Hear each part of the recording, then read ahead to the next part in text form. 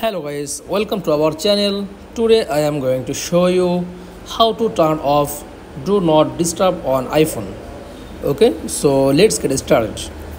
Then first of all click on settings.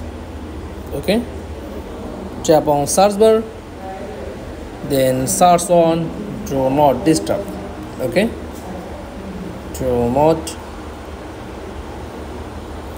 click on this option.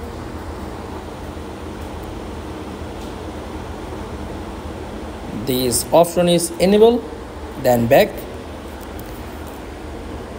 scroll down, click on this option, this focus, just click, tap on do not disturb, just click, then on do not disturb, tap on this off, click on do not disturb is on. That's all.